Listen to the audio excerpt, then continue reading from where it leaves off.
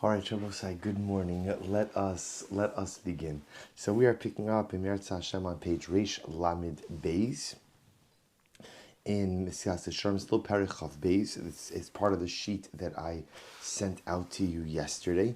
So remember, we're speaking about the concept of Svilas Ha'elbonos, that part of Anava, part of humility, is the ability to accept what he calls literally tolerate or accept degradation. So remember again, we saw the case yesterday of Bava ben Buta, who even though he was publicly humiliated in such a dramatic way, didn't respond. So the ability to not respond even in moments of humiliation or degradation really highlight a sense of humility, but also highlight a sense of dedicated purpose, that a person realizes there's so much to accomplish, there's so much to do, there's so much to be. I can't get caught up in the unnecessary back and forth and unnecessary negativity with others. So therefore, even when I'm insulted or even when I'm upset, I choose not to engage in a negative way, but instead I just choose simply to focus on what I have to do, who I have to be, and move forward. Vehillel kimokein sipru merov an venuso Maseches Shabbos. So another example of someone who was exceedingly humble was Hillel.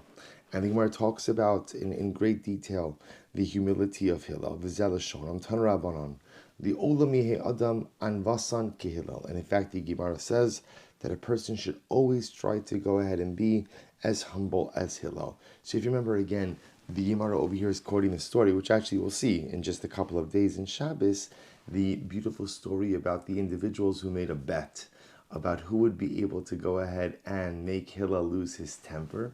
And they did some pretty ridiculous things to him in order to go ahead and make him lose his temper. And amazingly enough, he didn't. He was able to keep it together. And again, that was a function ultimately of his humility. For Rabbi Avo, the Rabbi Chal's page Reish Lamed Gimel, Achari Rov Anvaso, Matza Sha'adayin Lo Higia Lihios Roi Likari Anav. So and interested Rabbi Avo, even though again he was in actuality exceptionally humble, but as a result of his incredible humility, never really thought that he was in fact sufficiently humble. Rabbi Avo says, I used to think that I was a humble individual. But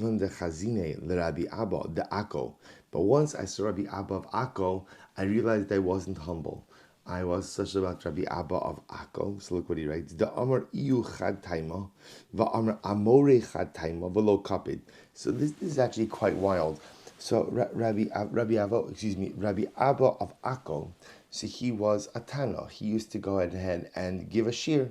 And when he would give a shir, he would have an Amora. The job of the Amora was to take the job of the Rabbi, right? So the Rabbi, the teacher, would convey complex ideas. And then it was the mission of the Amora to take complex ideas, distill them into simpler ideas that can then be disseminated and shared with the public. So this is quite wild. So Rabbi Abba of Akko, he had an Amora who was a little bit of a mechusaf, a little bit of an arrogant individual.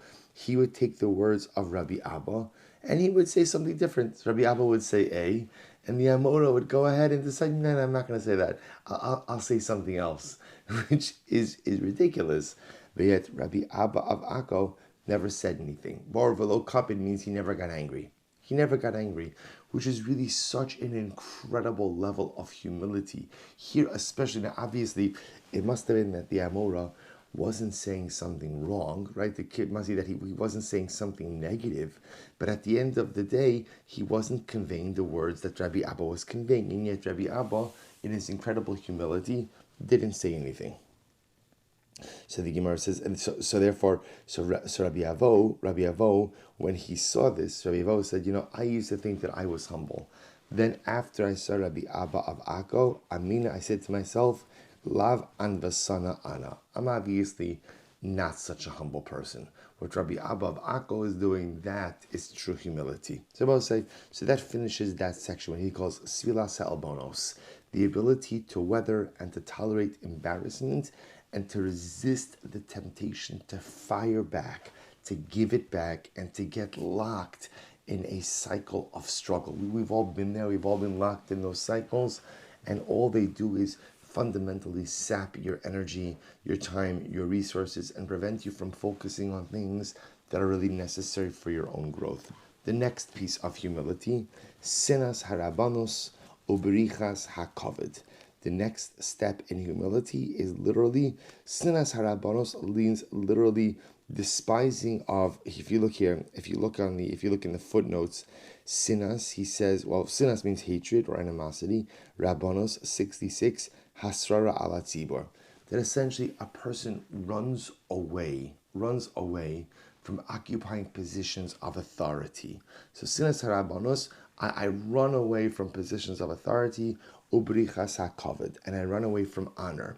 I will say that this also is very interesting. We'll have to define what this means, because what does it mean to go ahead, run away from authority? So that means what? A person doesn't take positions of authority, positions of leadership, try to get things done. So you'll see what Ramchal means in just a moment.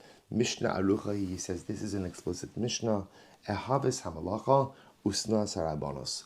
Love work, and despise authority. So what Ramchal is discussing over here is as follows: that sometimes people get involved with things not because they actually want to go ahead, and not because they want to go ahead and help, or not because they want to go ahead and do things, but because at the end of the day, they want honor. They want covered. So a lot of times people do things under the guise of, I'm trying to help X, this group, this, whatever it is. But the truth is, they're really just looking to bolster their own ego. That's what Ramchal means. That when you do something in life, make sure that you're not doing it for the feeling of power. Make sure that you're not doing it for the feeling of authority. Make sure whatever it is that you're doing is really with a genuine desire to help, and not motivated from a desire to feed one's ego. Va'amru od hagas libo b'hara shota. Similarly, again, if somebody goes ahead and brings an arrogant heart to judgment, he's a fool. Which means that if a person brings their arrogance, or a person brings their ego to their leadership position, whether it's that a person is paskening halacha, making rulings, providing leadership, but if my ego informs what I'm doing, then ultimately, again, I make foolish mistakes. Now, both say the truth is, we know ego is a part of almost everything we do. Right? There's nothing we do really without ego, and a lot of times we do things to serve our ego without even realizing that we're doing those things to serve our ego. So remember, I can't totally avoid ego, because at the end of the day, I'm a human being, but I could be aware of it. So what Ramchal does is creates a certain level of awareness regarding these things. He goes on, Va'amru kol harodef achar hakavod, hakavod borech mimenu. Similarly, again, whoever runs after kavod, whoever runs after honor runs away from him. Va'amru od al teitze lariv maher li'olam al tiratz achar hasurara. So again, Chazal darshan this: don't run after authority. Lama? Why not? Pen ma ta'aseh ba'acharisa lemachar ba'im v'sholim lo she'elos ma'atam hashivam. So I was saying, an incredible idea that sometimes, again, people have a desire for authority because of what it does for their ego, because how it makes them feel important. And yet sometimes they gain those positions of authority, but they're not fit for it, or they don't know what to do with it, or they don't know how to lead with it. So therefore, the Ramchal says, be careful in life what it is that you run after. We'll have to stop over here for today, but we'll pick up in Miras Hashem with more of this running away or avoidance of authority. Again, it doesn't mean that we should avoid authority. It means that we should avoid trying to secure for ourselves positions of authority for the purpose of feeding our ego. We'll continue Miras Hashem tomorrow. Shkoyach.